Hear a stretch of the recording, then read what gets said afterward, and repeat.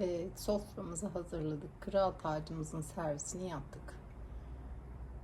Ve sivrisineğimiz geldi. Ve geldik iç pilava. Işığımızı açalım mı? Açmayalım mı? Normalde bıçak sağa, çatal sola da.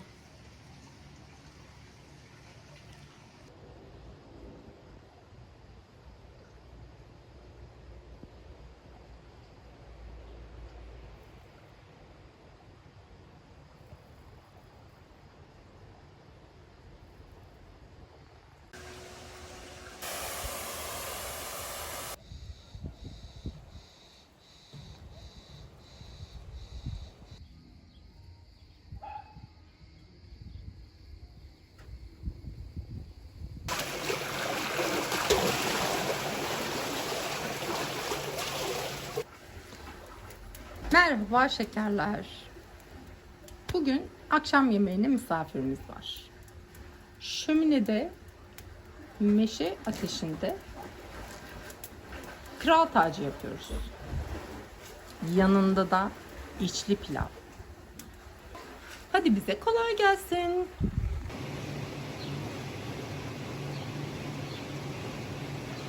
Kuzu kaburga. İnce motor becerilerimiz geliştiyse çok rahatlıkla bıçak kullanabiliyoruz ve kral tacı yapıyoruz. Kemiğe dayadığımız bıçakla hop aşağı sıyırıyoruz. Orta ayrımlarında aynı şekilde aşağı sıyırıyoruz. Bu bildiğiniz pirzola. Kasaba işletmeden aldığınızda kral tacı yapmak için bütün malzeme elinizde oluyor. Zaten çok şık, çok lezzetli bir yemek ama fazla bir emek harcamanıza gerek yok. Çok pratik. Yapmanız gereken sadece bu sıyırma işlemi. Sıyırmayı yaptığın anda attın fırına, ocağa, benim gibi meşe ateşine, neşe ateşine, artık taş fırın varsa taş fırına lezzetlice bir yemek hazırlıyorsun misafirlerine ve de böyle ziyafet görüntüsü. Şöyle benimki bıçak kullanmadan da güzelce sıyırabileceğim bir sistemde. O yüzden tertemiz sıyırıyorum ben.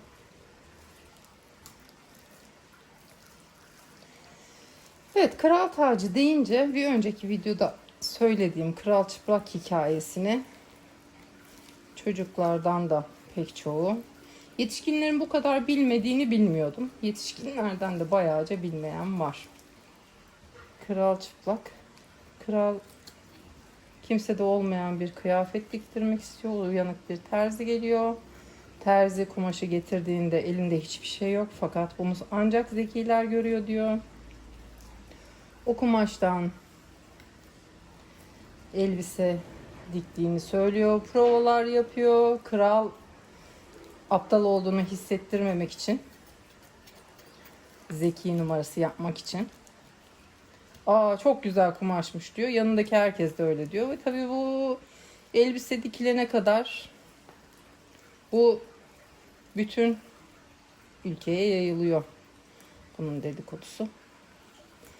İşte kral bir elbise diktiriyormuş. Bunu da halka işte çıkacağı törende gösterecek. Ama sadece zekiler görüyor kıyafeti. Neyse gün geliyor. Kral çıkıyor. Kral tabii ki bir iç çamaşırı. Başka da hiçbir şey yok. Çok güzel bir şekilde herkes kıyafete bayılıyor. Kortej devam ediyor. Bütün o bildiğiniz askeri kortej. Sonra bir tane çocuk kortejin önünde bağırıyor. Aa kral çıplak diyor. Çünkü çocuğun zeki numarası yapmasına gerek yok. Ve sonra Kral ve etrafındaki herkes fark ediyor. Kral hemen üstünü, başını, artık nerelerini kapatabiliyorsa böyle eller, kollar bir hareketler, görsellerine bakarsınız.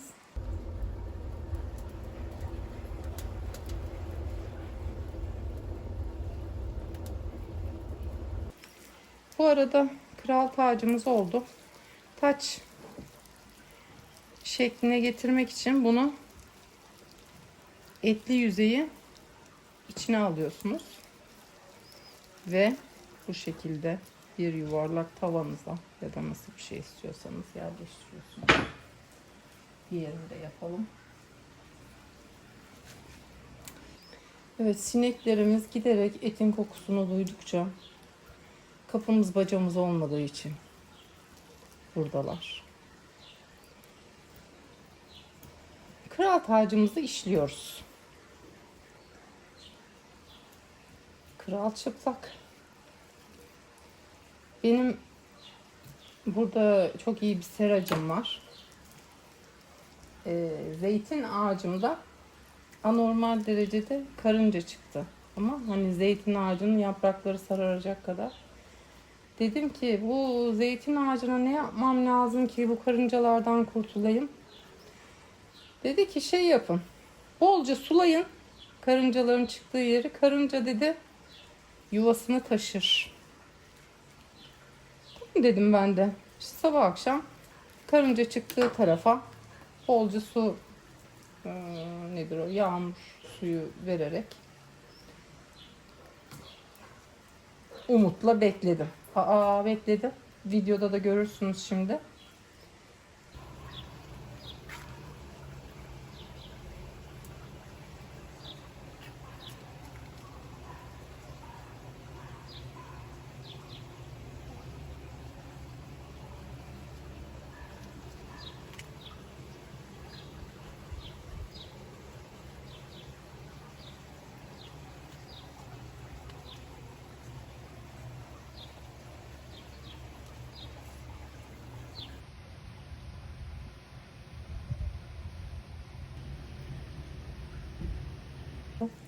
Üç dört gün içinde bir hat oluşturdular. Zeytin ağacının yanında da Benjamin var. Benjamin'e böyle siyah bir şey, karınca lay. Neyse. Artık şeyimde, zeytin ağacımda bir tane karınca yok. Hepsi Benjamin'deler. Bunu niye söylüyorum? İnsanoğlu şunu keşfetmiş. Karınca, milyonlarca karınca yalnız. Sen suyu tuttuğunda bu evini taşır. Bu bir biyoloji. Yani bir canlı yönlendirme şekli. İşte bunu insan üstünde de kullanılıyor. Zannediyorsun ki senin beynin, senin ellerin, senin kolların, senin fikrin, özellikle senin fikrin olduğunu zannediyorsun. Ama sen bu kadar sosyal medyaya, buna maruz kaldığın sürece, hep söylediğim bir şeylerden birini daha söyleyeceğim. Artık ülkelerin ajan beslemesine, ajan eğitmesine gerek yok. Bir hesap oluşturmaları yeterli. Kim olarak oluşturduğu fark etmez. O kadar kayıtsız, şartsız bir doğru olarak kabul ediliyor ki orada verilen şey. Bugün senin fikrin o değil. Bugün sana bir şekilde veriliyor. Yarın bir şekilde veriliyor. O kadar sabırlıca veriliyor ki o fikirler. 4 yıl, 5 yıl içinde zannediyorsun sen busun. O fikirler senin fikirlerin. İşte bu kadar maruz kalmamak lazım. Sonuçta kapılarımızı işte kilitlemeden uyuyor muyuz ya da kapını kapatmadan uyuyor musun? Evinin kapısını kapatmadan. Kaç kişi uyuyor? Hiç kimse uyuyamaz. Ama dünyaya açılan şey senin kameraların, gözlerin ve onu bütün hırsızlara açıyorsun. Bütün olaylar Bütün kurgu bunun üzerine kurulu. Bu arada kral tacımız bu. Budur. Ben 2 tane planlamıştım. Ama bir de bu pişince küçülecek. Burada daha güzel oldu. Bu şekilde kral tacımızı şimdi şöminemizin ateşi harlandı. İçine atıyoruz. Yani yine yani geldi ya. Bunu fırına da atabilirsiniz. Artık elde ne imkan varsa. Daha önce söyledim ya. Taş fırın, o fırın, bu fırın. At pişsin. Benim küçükçük tek kız yeğenim var. O çok sever. Hayatımın en güzel yemeği, tuzsuz bir yemeğin bu kadar güzel olabileceğini düşünemezdim diye bir sözü var kendisinin. Hani bu reklamları dikkate alırsanız çok da basit bir yemek. Bakın gördünüz. 2 muhabbet arası hemen hazırlandı. Çok bir numara yok. Ama isterseniz çıktığında hani daha şık olsun isterseniz alüminyum folyoyla, ama girmeden önce kesinlikle değil. Alüminyum sıcaklıkla yemeklere geçen bir şey ve ağır metal olduğu için vücudumuzda istemiyoruz. Dolayısıyla ya alüminyum folyoyu da hiçbir zaman folyo olarak almayın. Hani teknik bir şeyde kullanacaksınız, onu bilemem de. İçi kağıt kaplı akıllı folyolar var. Onlardan alın. Buraları sarabilirsiniz.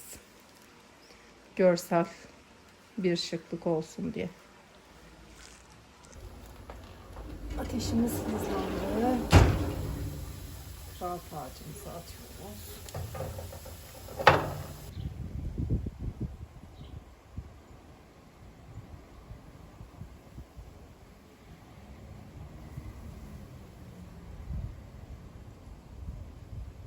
Ve geldik iç pilava. Hemen ocağımızın altını yıkalım. Bir kaşık tereyağı var içinde. Biraz da sıvı yağ atalım.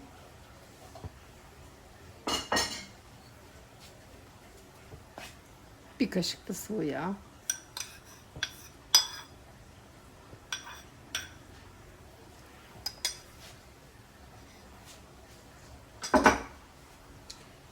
Küçük bir soğan rendeledik. 3-4 tane kadar tavuk ciğeri. Yeni bahar var. Kuş üzümü var. Ve dolmalık fıstık var. Tabii bir de pirincimiz olması lazım. Ben buna dereotu da koyuyorum. Ama dereotunu sevmeyen olabildiği için masaya götürüyorum. Hem yeşil oluyor hem de istemeyeni eklemiyoruz böylece.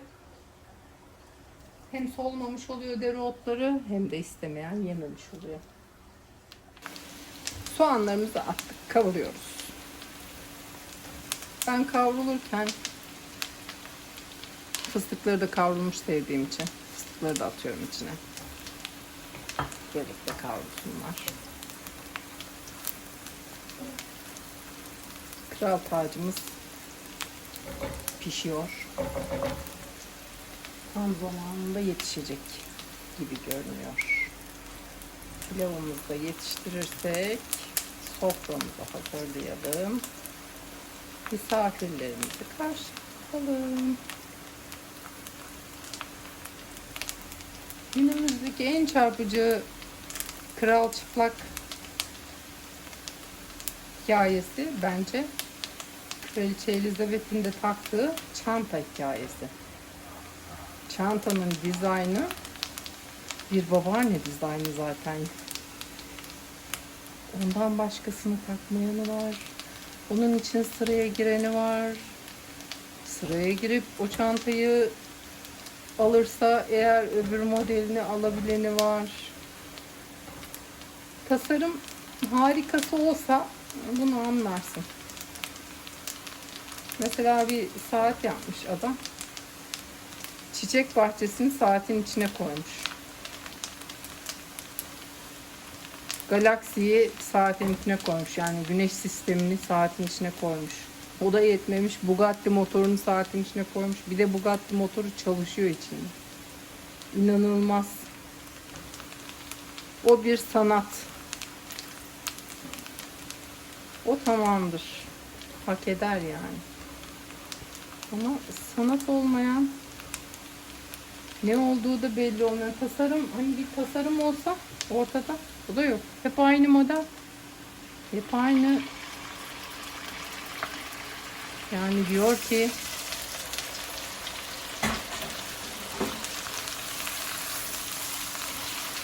ben insanların duygularıyla buna sahip olduklarında kendilerini en birinci insan hissetmelerini sağlayarak bu parayı kazanıyorum. Başka hiçbir açıklaması yok onun. İşte sulayınca karıncalar Benjamin'e yuvalarını taşır. Biz zannediyoruz ki sürekli tartışılan bir şey var ya, Einstein efendim beyninin %10'unu mu kullanıyordu, 15'ini mi kullanıyordu? Tamamını kullansak ne olur? Tamamını kullanamazsınız böyle. Çünkü içinde bir sistem var. O sistemi de zaten, yani tamamını kullanamazsın şöyle. Tamamı senin kontrolüne verilmemiş. Senin kontrolüne verilen bir kısmı var. Düşünsene, sistem devam ediyor.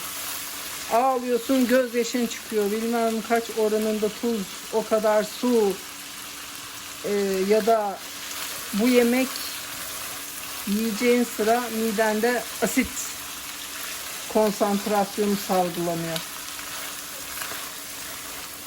Bunları sen mi kontrol ediyorsun? Senin kontrolüne verse yani herhalde 3 gün 5 gün yaşar bu insanlar. Asiti salgılamayı unutmuştum. Küt. Öldü. Kalbimin ritmini ayarlamayı unutmuştum. Küt. Gitti. Beyninin aslında %100'ünü kullanıyorsun. Beyin bunların hepsini kontrol ediyor. Doğru dürüst gıda geldi. Onları oraya yerleştir. Bunları buraya yerleştir. Şu vitamin çıktı. Çıkmadı. O vitamin yoksa git kemiklerinden al, kemikleri erisin ama yine biz yaşamaya devam edelim. Yani gece insanı uyandıran bile aslında mesela kan şekeri yükseliyor ve düşüyor. Şeker hastalığından şüpheleniyor ya. Kan şekeri yükselip de düştüğünde alarm veriyor vücut. Ay bu uyuyor ama ölüyoruz mu acaba diye. Sonra diyor ki bu ölüyorsa hani ölmeyelim, hayatta kalalım diye kaldır kaldır uyandır diyor içeriden. Ondan sonra diyor ki nasıl uyandırırız? Tuvalete çıksın. Tuvaleti gelsin bunun diyorlar. En güzel öyle uyandırırız. Bu şekilde uyandırıyorlar. Yani ondan sonra diyorsun ki beynin o kadarını kullanıyordu, bu kadarını kullanıyordu. Beynin %100'ü kullanılıyor. Ama senin elinde olmayan işler için kullanılıyor. Dolayısıyla senin elinde olmayan işler için kullanıldığını bilen, aynı bizim seracının karıncaların nasıl davranacağını bildiği gibi, bu insanlara ne verirsek nasıl davranılır bilenler çok kolay bir şekilde veriyorlar artık.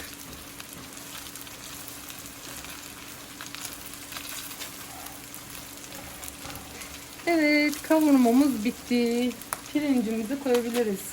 Hafif bir sudan geçirdiğimiz pirinçlerimizi koyuyoruz.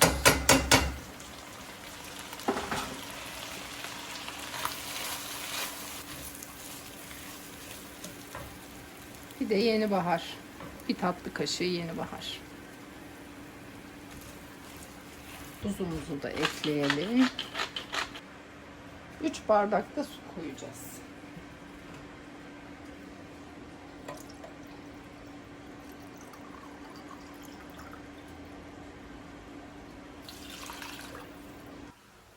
Suyumuzu da koyduk. Kapağımızı kapatıyoruz. Haydi bakalım. Sen piş. Biz de kral tacımıza bakalım.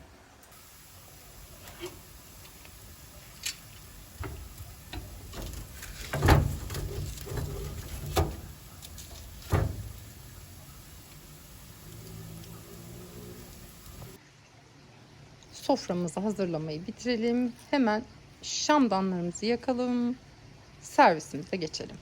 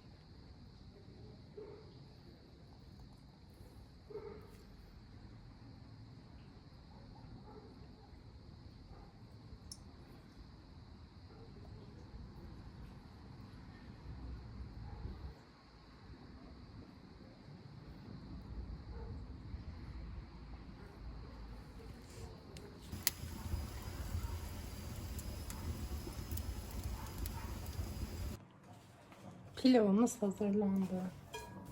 Bakalım. Pişmiş. Kral tacımız da pişti. Bunları servise alıyoruz. Masamıza götürüyoruz.